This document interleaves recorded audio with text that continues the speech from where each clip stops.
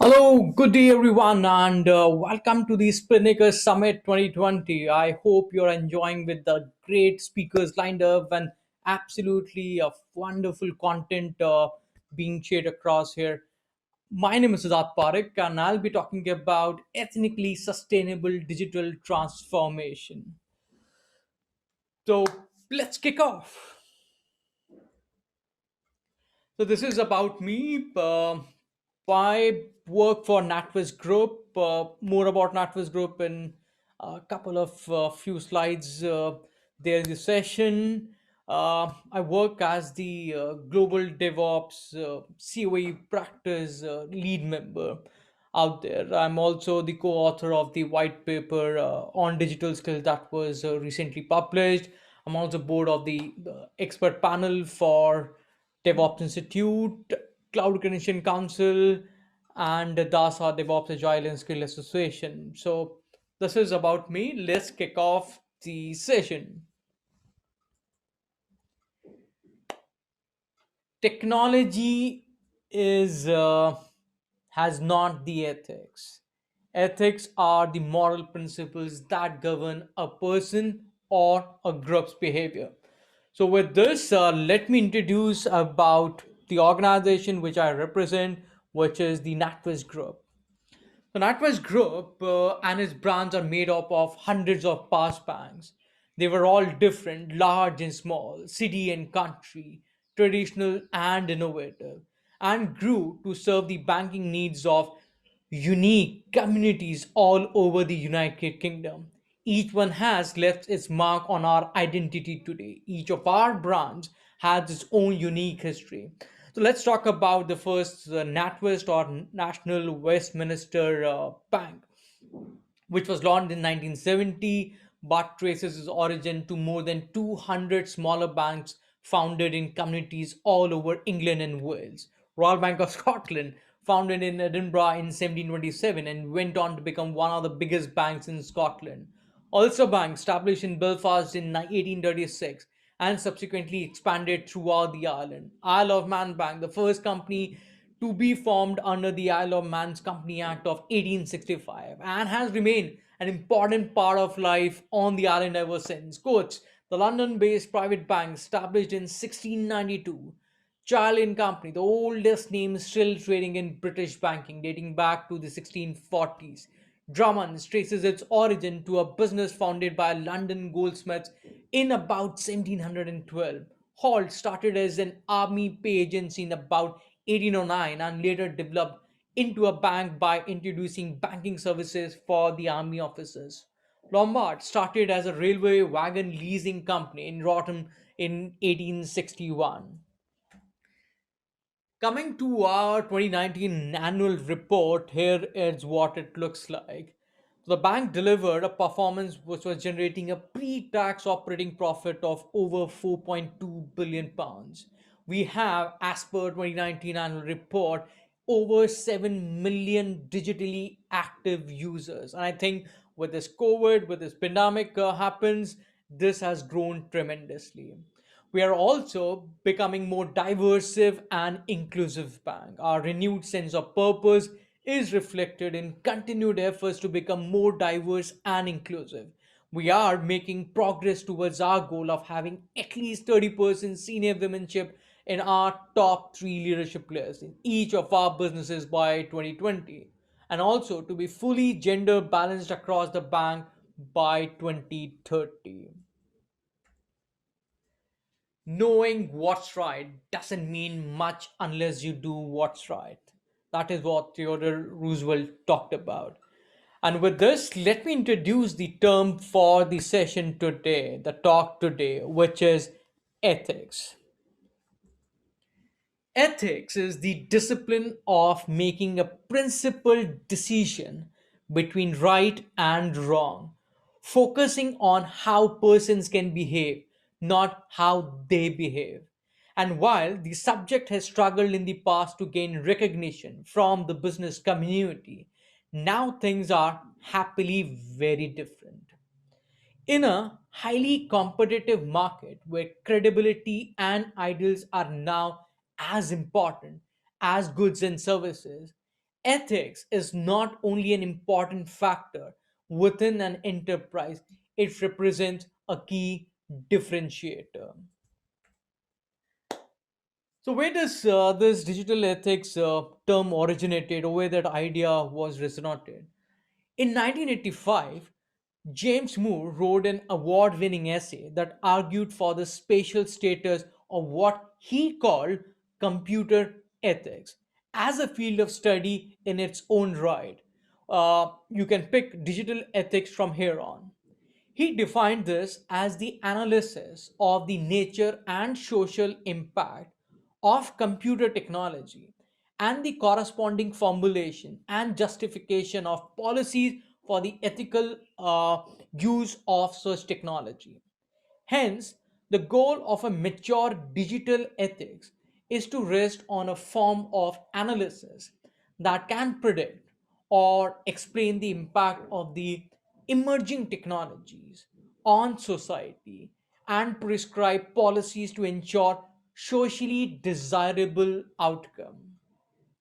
Moore's analysis of the issue facing the development and institutional application of digital ethics is still highly relevant today. Ethics begins where the regulation ends. With this, let me talk about how much impact does this digital transformation journeys in today's time has impacted our nature, environment, or in other words, the carbon footprint. If you talk about resource consumption, on average, 52% of all data stored by organization worldwide is dark because there is little idea about its quality or meaning from those responsible for handling it. So, according to 2019 Veritas Middle East Databerg survey, for example, in the UAE, dark data stands at around 47%. Much has been said about the economic cost of dark data, but so far the environmental cost has often been ignored. Analysis experts that by 2025, the volume of that data the globe will store will rise from 33 zettabytes in 2018 to 175 zettabytes. And for your reference, zettabyte is 1 sextillion bytes.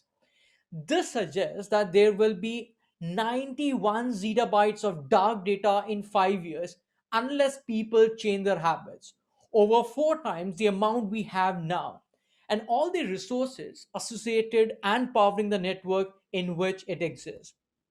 Digital devices.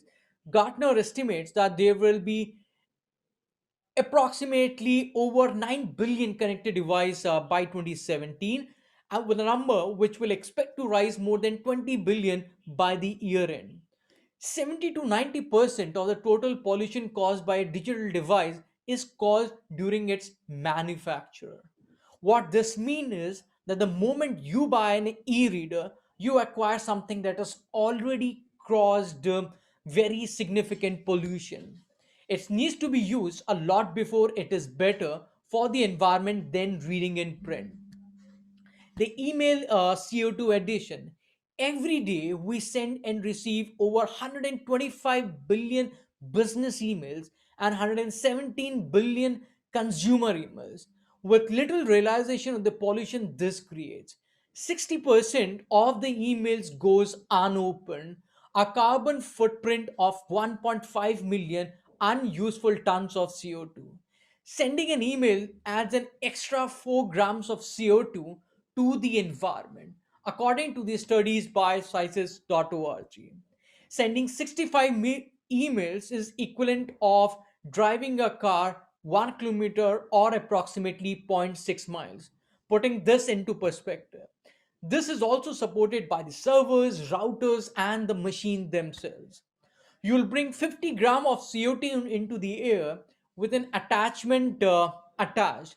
It is the same as burning 120 grams of coal to send 5 of these letters. And what about the advertisements? that are unwarranted. It is reported that spam emails, also unopened, account for zero point 0.3 grams of CO2. And with the number of spam emails reaching an all time low in 2015, way back, the figures are increasing again. And 14 spam emails were sent over every day in the year 2016. Think of, we are 5 years down the lane now. Since you can't stop such emails, this is basically an automatic addition of 4.2 grams of CO2 per person per day. And an year without ever clicking on the emails, that means a business user generates around 1533 grams of CO2 emissions, which is just from spam and automated emails such as newsletters. Electricity consumption. The fact that the digital economy generates tremendous demand for computing power is no escape.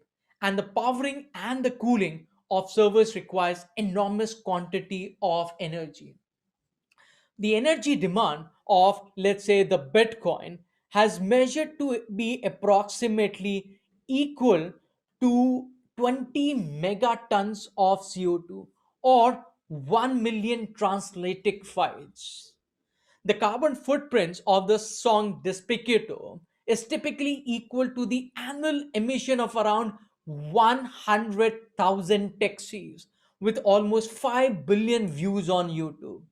Overall, it is predicted that the digital economy will account for around 7% of world electricity consumption and is expected to grow to 12% by 2020. Relativity applies to physics, not ethics. That is what Albert Einstein said. So let's move on to what could we possibly do to make digital transformation ethically sustainable.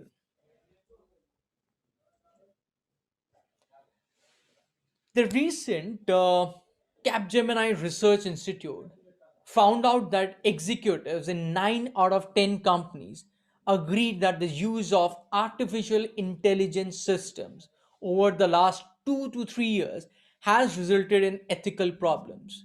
Half of the surveyed customers, which is approximately 47%, claim that in the last 2 to 3 years they have encountered at least two forms of AI uses that have resulted in ethical issues. 62% said they would put greater trust in a business whose AI interaction they viewed as ethical. So, what should be done? The one thing is, the first thing that could be done is the AI partners who subscribe to human ethical values and social conduct must be looked for. Managing bias and possible misuse would be two significant elements. Point number two, for clients and employee facing teams, such as HR, marketing, communication, and customer service, ensuring ethical use of the AI applications, educating and informing the users to build faith in the AI system, providing users with more autonomy and the right to pursue recourse, and engaging internally and externally proactively on the AI issues to build the confidence. Point number three, integrating ethics into the policy of the company by setting up a board of ethics or naming a chief ethics officer who works closely with business units and supervises efforts to direct the use of technology in beneficial ways. For example, Salesforce has appointed a chief ethical and human use officer to guide the company's use of technology. Point number four, to be accountable to all entities, you need to integrate privacy designs into AI systems. You need to increase data transparency so that for training purposes or AI developers have access to broad data set.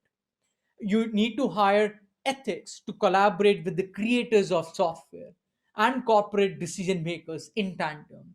To stop violence, have good legal standards. So, to summarize on this slide deck, It is the confrontation between, on the one hand, the utilitarian calculations that decide optimal well being, and on the other hand, if human life is to have meaning at all, the ethical duties that we need to overcome. The real danger of AI, whatever science fiction may tell us, is not that machines become aware and turns against us. The real danger is that the AI reduces human beings without regard for human beliefs, ideals, and expectations to mere numbers and units. It is our job now to set the right limits for artificial intelligence.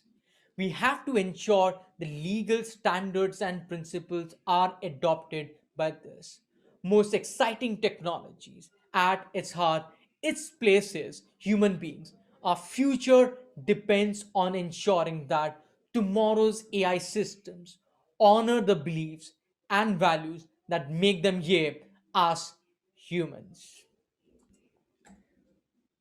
The next is transparency. The fundamental principle that govern professional conduct must be transparency and integrity in the digital world. Organizations must use information in responsible and ethical ways. And that means not using it in ways that are deemed invasive, misleading, or disrespectful to others. Being open means that organizations need to state their data use intentions and allow their clients to give their consent. The amount of consumer data that they collect and monetize is also criticized by the organizations. The disconnection or the lack of clarity around the value exchange between clients and service provider is part of the challenge here. And any advantages obtained from personal data collection must be stored by both parties and not used for monetary benefit. The second aspect over here is about improving transparency around business models which are powered by data. Now, business here should take steps to help customers understand the complexities that might currently be opaque in data transactions.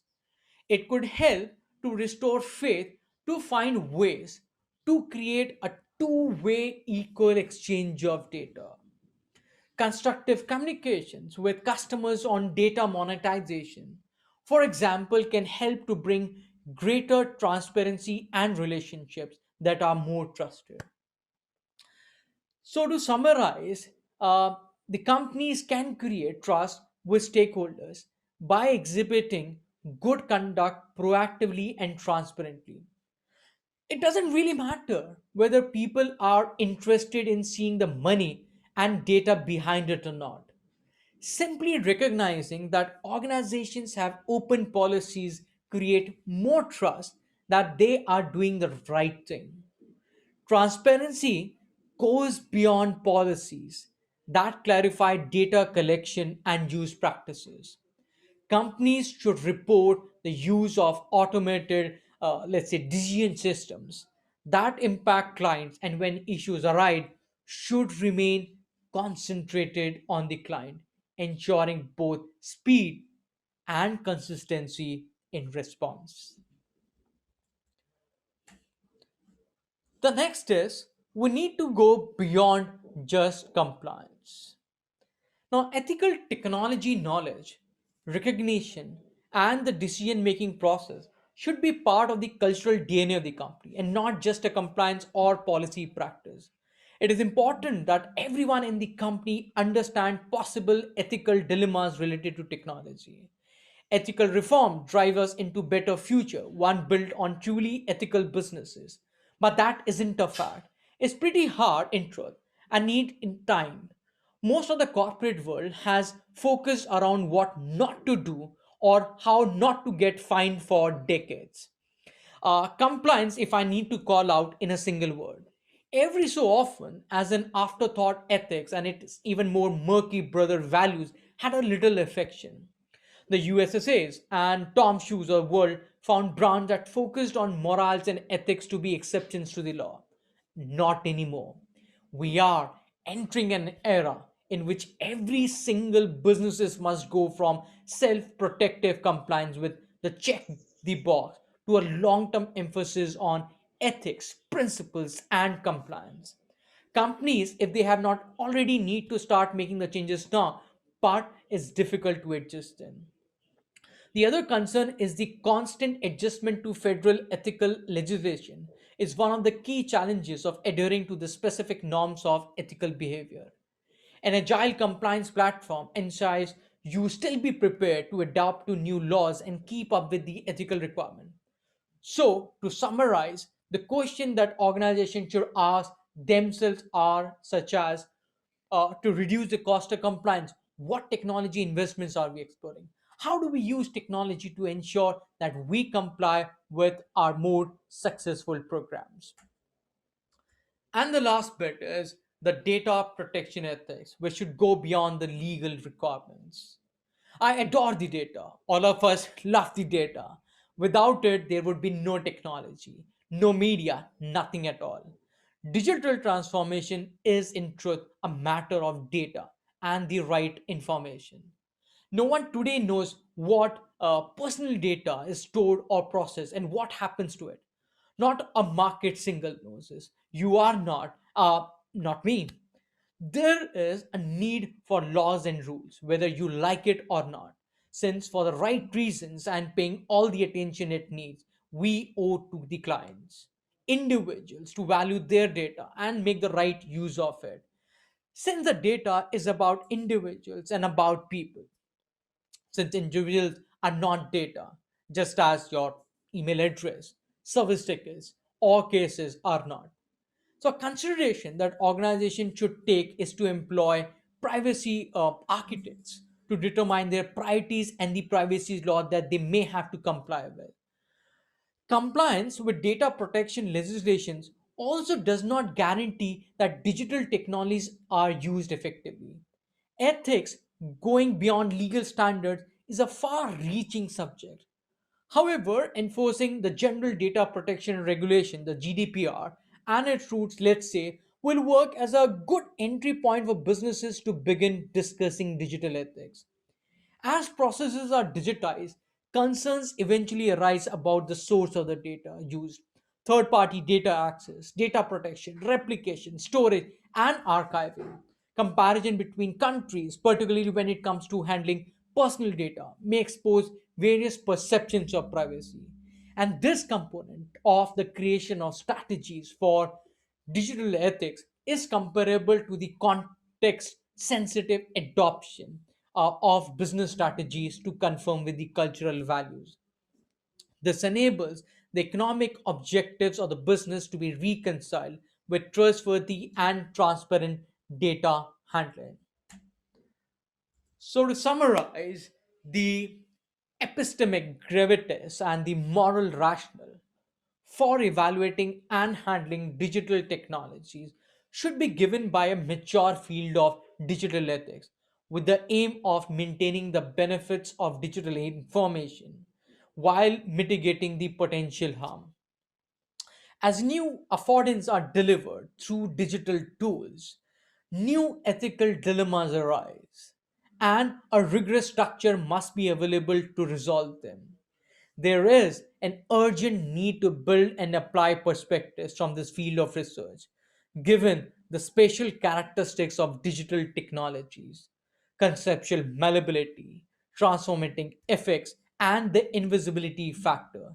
And these variables often make it nearly impossible to predict, anticipate, and mitigate any and all unforeseen impacts on the digital technology.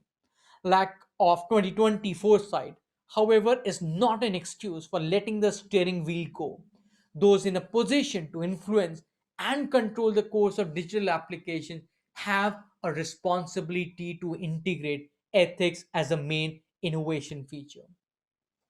The successful companies in the digital economy will not only be mindful of ethical principles such as trust, integrity, justice, confidentiality, and accountability, but will actively follow them to do the right thing and make above reproach decisions.